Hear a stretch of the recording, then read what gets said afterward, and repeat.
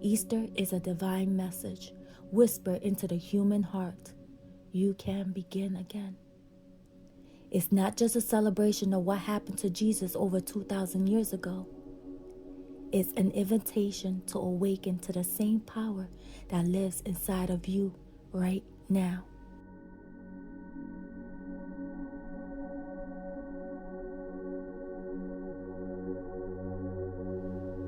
A power that overcomes fear. A power that transforms pain.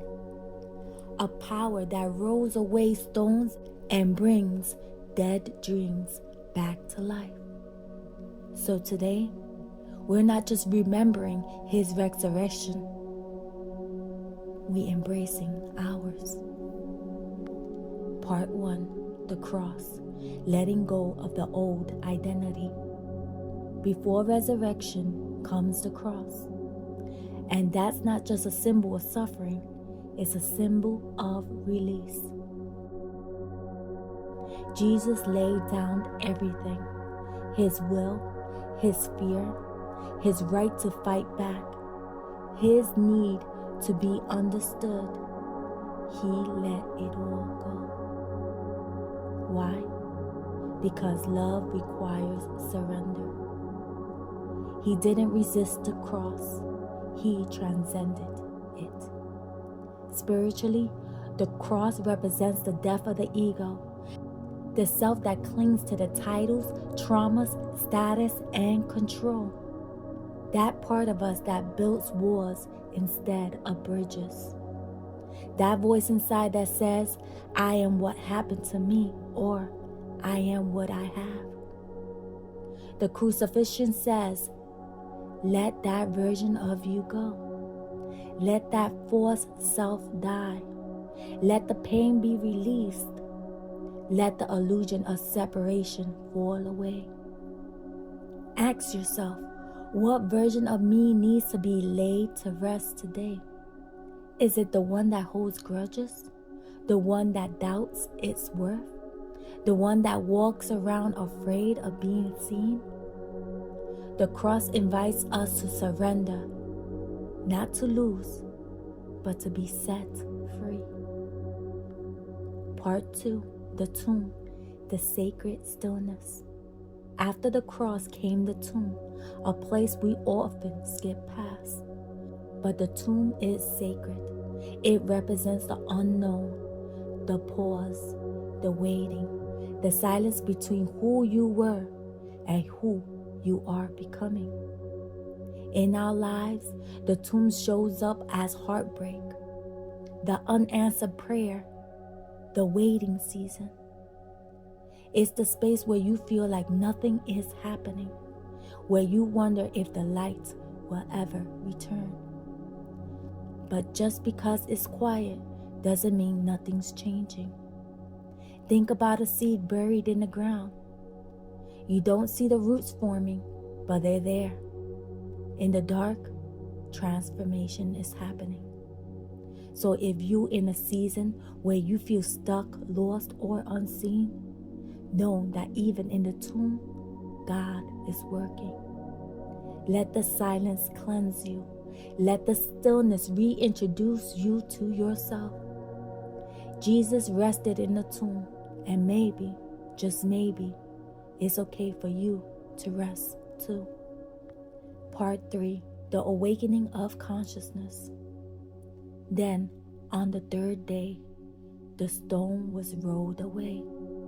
The tomb was empty, but the story was full of light.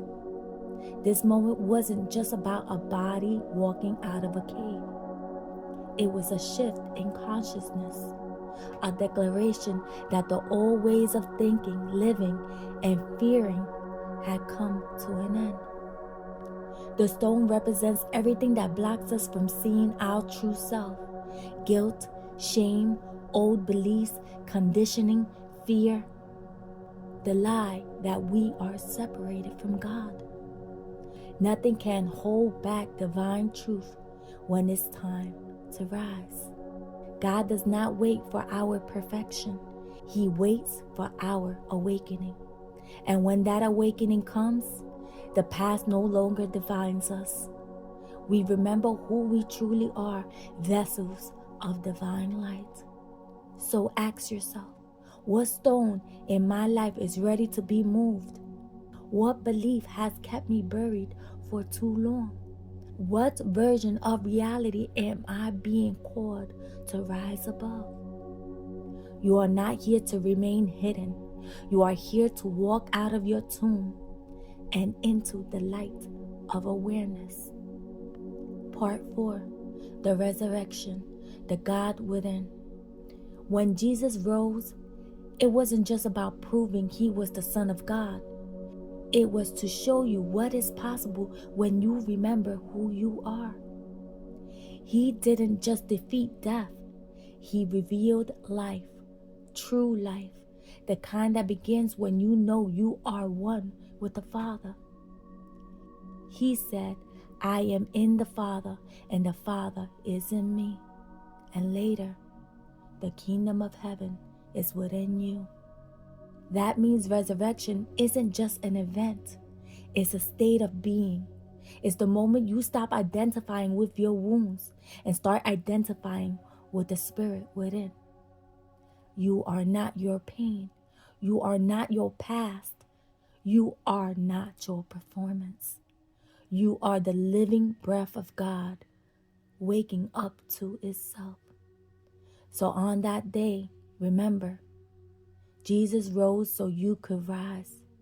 He awakened so you could remember that you've never been separated from love.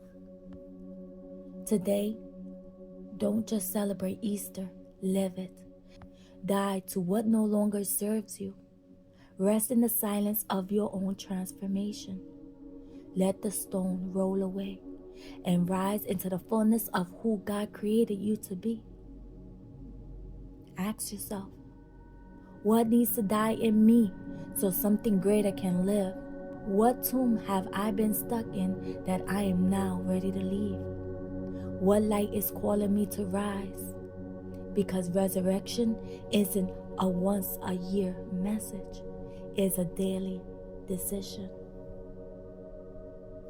Dear God, thank you for the cross that teaches me surrender, for the tomb that reminds me to trust the quiet, and for the resurrection that wakes me up to who I truly am. Let me live each day in the light of that truth. Let every stone be rolled away, not by my strength, but by your love. Let me rise again and again into your peace. Amen. This Easter, may you not just remember the resurrection, but embody it. Let the cross remind you to surrender. Let the tomb teach you the beauty of stillness. Let the stone rolling away be the moment you say, I am no longer bound by who I used to be. The resurrection is not behind you, it's within you. And every day you choose love over fear, faith over doubt, peace over control, you rise again. You are not broken, you are becoming. And the same spirit that raised Christ from the dead is breathing in you right now. If this message stirs something in your soul, I invite you to reflect on your own resurrection story. What are you releasing?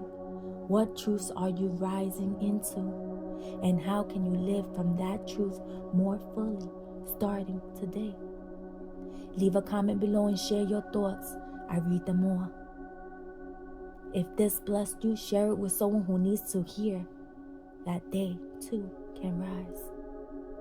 Subscribe for more spiritual messages, guided meditations, and wisdom to help you walk in alignment with your divine nature. This is more than a channel. It's a space of truth, peace, and awakening. Until next time, rise gently, live boldly, and remember, you are already one with God.